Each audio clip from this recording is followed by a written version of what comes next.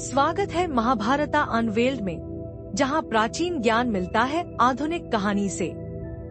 तैयार हो जाइए महाभारत के अनसुने रहस्यों और महाकाव्य युद्धों को जानने के लिए। बहुत समय पहले की बात है, जब धरती पर धर्म और अधर्म के बीच संघर्ष गहराता जा रहा था।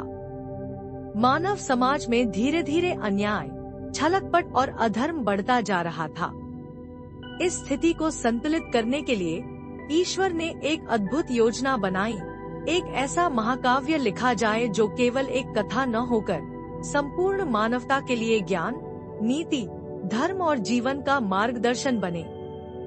यही महाकाव्य था महाभारत, जिसे महर्षि वेदव्यास ने रचा और भगवान गणेश ने लिपिबद्ध किया। महर्षि वेदव्यास का जन्म सत्यवती और पराशर ऋषि के पुत्र के रूप में हुआ था। वे जन्म से ही दिव्य शक्तियों से युक्त थे और असाधारण बुद्धिमान थे। उन्होंने वेदों का विभाजन किया और उन्हें 4 भागों ऋग्वेद, यजुर्वेद, सामवेद और अथर्ववेद में बांटा, जिससे वेदों का ज्ञान अधिक सुव्यवस्थित और सुगम हो गया। लेकिन महर्षि वेदव्यास को यह आभास हुआ कि आने वाली पीढ़ियां वेदों का अध्ययन करने में कठिनाई महसूस करेंगी। इसलिए उन्होंने एक ऐसा महाकाव्य लिखने का निश्चय किया, जिसमें समस्त वेदों, उपनिषदों और शास्त्रों का सार समाहित हो। यह केवल एक युद्ध की कथा नहीं होगी, बल्कि यह एक दार्शनिक ग्रंथ होगा, जो धर्म, अधर्म, कर्म, भाग्य, नीतिशास्त्र और भक्ति का संदेश देगा। महर्षि वेदव्यास ने कठोर तपस्या की और भगवान ब्रह्मा को प्रसन्न किया। जब ब्रह्मा जी प्रकट हुए, तो व्यास जी ने उनसे निवेदन किया कि वे इस महाकाव्य की रचना के लिए मार्गदर्शन करें। ब्रह्मा जी ने प्रसन्न होकर कहा, तुम्हारा उद्देश्य अत्यंत पवित्र है।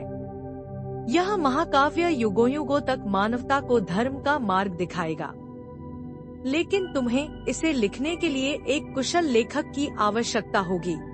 इस पर वेदव्यास ने पूछा, भगवान, ऐसा कौन होगा जो इतनी शीघ्रता से और त्रुटिहीन रूप से इसे लिपिबद्ध कर सके? ब्रह्मा जी मुस्कुराए और बोले, तुम भगवान गणेश से प्रार्थना करो। वे इस कार्य के लिए सर्वश्रेष्ठ रहेंगे। वेदव्यास जी ने भगवान गणेश की उपासना की। गणेश जी प्रकट हुए और बोले, मैं इस ग्रंथ को लिखूंगा, पर मेरी एक शर्त है। आप बिना रुके बोलते रहें, क्योंकि मैं एक बार लिखना शुरू कर दूं तो उसे रोका नहीं जा सकता। महर्षि वेदव्यास गणेश जी की बुद्धिमत्ता से परिचित थे। उन्होंने भी एक शर्त रखी, ठीक है, लेकिन मेरी भी एक शर्त है। आप तब तक कुछ नहीं लिखेंगे जब तक उसका अर्थ पूरी तरह न समझ ले। भगवान गणेश सहमत हो गए और इसी तरह महाभारत की रचना आरंभ हुई। जब भी व्यास जी को थोड़ा समय चाहिए होता, वे अत्यंत कठिन श्लोकों की रचना कर देते ताकि गणेश जी को उसका अर्थ समझने में थोड़ा समय लगे और इस बीच वे अगले श्लोकों की रचना कर सकें। महाभारत कोई साधारण ग्रंथ नहीं था। इसमें 1 लाख से अधिक श्लोक थे, जिससे यह विश्व का सबसे विशाल महाकाव्य बना। इसमें 18 पर्व, अध्याय थे, जिनमें जीवन के प्रत्येक पहलू पर चर्चा की गई थी। धर्म, कर्म, भक्ति, नीति, न्याय, राजनीति, युद्ध, परिवार, प्रेम, त्याग और ज्ञान। महर्षि वेदव्यास ने इसे पहले अपने शिष्यों को सुनाया। उनके प्रमुख शिष्यों में वैशंपायन थे, जिन्होंने इसे जन्मेजय के नागयज्ञ में सुनाया। बाद में सूत जी ने इसे नैमिषारण्य में 88,000 ऋषियों को सुनाया। इस प्रकार यह ग्रंथ पीढ़ी दर पीढ़ी आगे बढ़ता रहा। महाभारत केवल पांडवों और कौरवों के युद्ध की कथा नहीं है। यह संपूर्ण मानवता के लिए एक मार्गदर्शक ग्रंथ है, जिसमें श्री कृष्ण द्वारा दिया गया भगवद गीता का उपदेश भी समाहित है। यह ग्रंथ हमें सिखाता है कि धर्म और सत्य की राह कठिन हो सकती है, लेकिन अंततः विजय उसी की होती है जो धर्म और सत्य का अनुसरण करता है। महर्षि वेदव्यास द्वारा रचित इस महाकाव्य का प्रभाव युगों युगों तक बना रहेगा। भगवान गणेश के आशीर्वाद से लिखा गया यह ग्रंथ आने वाली हर पीढ़ी को जीवन का वास्तविक अर्थ सिखाएगा। यही कारण है कि इसे पंचम वेद भी कहा जाता है, क्योंकि इसमें वेदों का सार समाहित है।